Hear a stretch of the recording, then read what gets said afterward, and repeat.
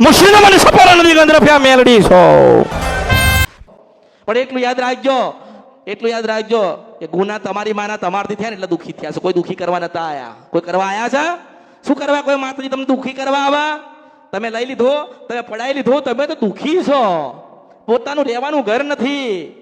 ઘર છે તો રહેવા માટે નથી, રહી શકતા નથી. જેટલું કમાવશો એટલું બહાર જાય છે, દવાખાના થાય છે.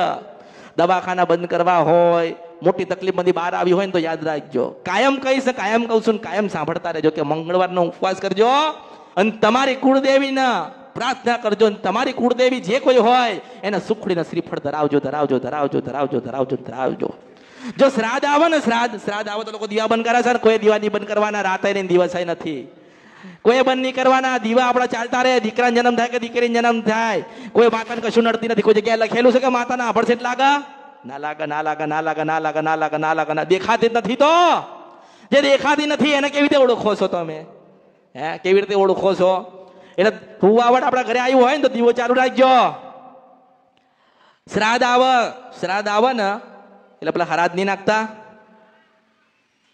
આમ તો બગાડવાના, આમ તો ખવડાવવાનો એ દિવસ. તો શ્રાદ્ધના દિવસે કોઈ દીવા બંધ નહીં કરવાના, બધા ચાલુ રાખવાના પોતાની કુળદેવીના. કશું નડતું નથી. એ તમને કહેવાય તમારી ખોડિયાલ કાળકા સધી ઝોપડી કે તમારી શીખોદારે કીધું કે શ્રાદ્ધમાં દીવા ના કરતા? કોને કીધું તો પછી કે શ્રાદ્ધમાં દીવા ના કરતા? શ્રાદ્ધમાં દીવા કરજો ને શ્રાદ્ધમાં સુખડીને શ્રીફળ ધરાવજો. હું મેલડી કહું છું. દિવાળી તો એક જ વખત આવે છે આપણા જીવનની અંદર, આપણા પરિવારમાં, આપણી પેઢીમાં, આપણી વસ્તીમાં. જો કાયમ દિવાળી કરવી હોય ને તો કાયમ મંગળવારે ઉપવાસ અને સુખડીને શ્રીફળ ધરાવવું પડે. વિડિયો જોવા માટે અત્યારે જ ભક્તિ અમૃત યુટ્યુબ ચેનલને સબસ્ક્રાઇબ કરો.